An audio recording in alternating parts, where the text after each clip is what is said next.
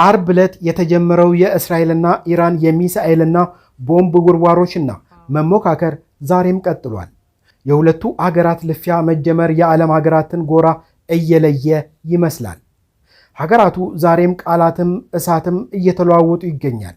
በየጎራ አለው ባዮቻቸው በመሳሪያና በቃላት አለንላችሁን ቀጥለዋል። ሀገራቱ አንዳቸው ላይ በሚሰነዝሩት ዱላ የሀገራት ንጹሃን ዜጎች ስቃይ መከራና ጉዳት እንደቀጠለ ነው። መሪዎቹ አንዳቸው ላይ እስከ ግድያ የሚደርስ ዛቻ እያሰሙ ይገኛል። ኢራን በፊናዋ የእስራኤል ተቋማት ላይ ከፍተኛ ጉዳት ከማድረስ እስከ ማውደም እርምጃዎችን እየወሰዱ ሲሆን እስካሁን ኢራን የአሜሪካ ኤምባሲን ጨምሮ የሀገሪቱ የስለላ ድርጅት የሆነውን የሞሳድን ዋና መስሪያ ቤት መምታቷና የእስራኤል የደህንነት መስሪያ ቤትን በቦምብ ማጋየቷ የሚታወቅ ነው።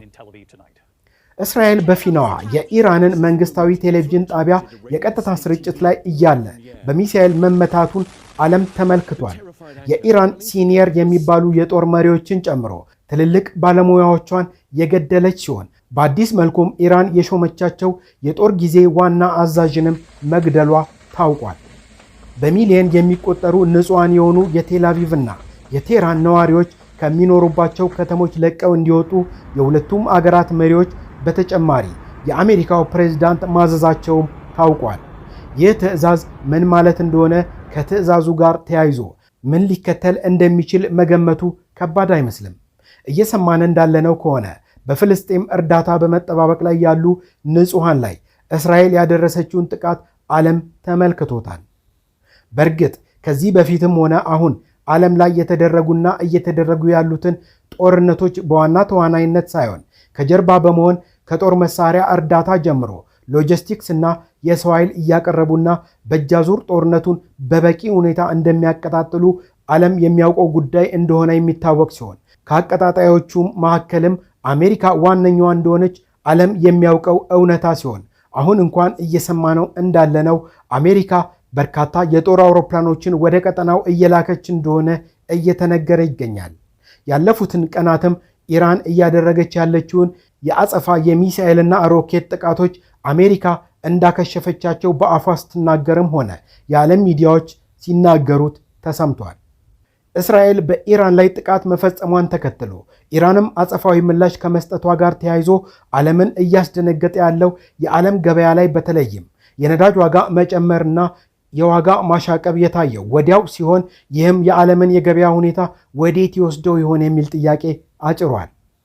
በኢራን የሚገኙ የሰብአዊ መብት ተሟጋች ድርጅቶች እስራኤልና ኢራን መወራወር ከጀመሩበት አርብ ዕለት አንስቶ በንጹሃን ላይ የደረሱ ጉዳቶችን እየተመለከቱ እንዳለ እየገለጹ ይገኛል። ከጉዳቶች ጋር ተያይዞ እስካሁን በዋናነት የአቪዬሽኑን ዘርፍ እንደጎዳ ይገለጻል። ሀገራቱ በረራዎቻቸውን መሰረዛቸው፣ የጉዞ አቅጣጫቸውን መቀየር የሚገለጽ ሲሆን ከዚህ ጋር ተያይዞ የነዳጅ ፍጆታቸው መጨመርና የተጓዦች ፕሮግራም መስተጓጎል የሚጠቀሱት ናቸው።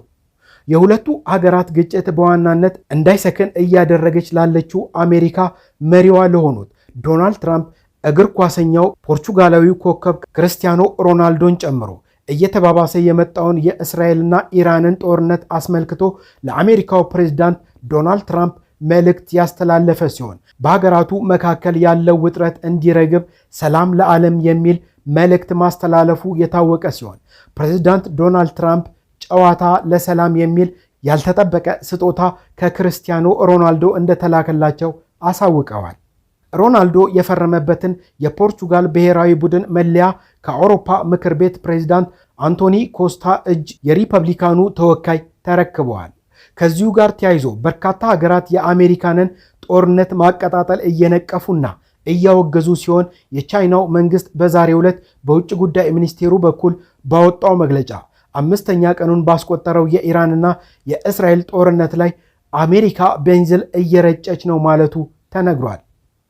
በመግለጫው በእስራኤልና በኢራን መካከል እየተባባሰ ባለው ግጭት በእሳት ላይ ቤንዚል ጨምረዋል ስትል ፕሬዝዳንቱን መክሰሷ ነው የተሰማው። የቻይናው ጂያኩን ስለ አሜሪካ ተሳትፎ ለቀረበላቸው ጥያቄ በሰጡት ማብራሪያ እሳቱን ማቀጣጠል፣ ማገዶ መጨመር፣ ማስፈራራትና ግፊት መጨመር ሁኔታውን ለማረጋጋት አይረዳም ያሉ ሲሆን ይህንንም ያሉት በዛሬው ዕለት ስለ መካከለኛው ምስራቅ ጉዳይ የቻይናው የውጭ ጉዳይ ሚኒስትር ቃል አቀባይ የሆኑት ጉኦ ጂያኩን በኩል በሰጡት መግለጫ ላይ ነው።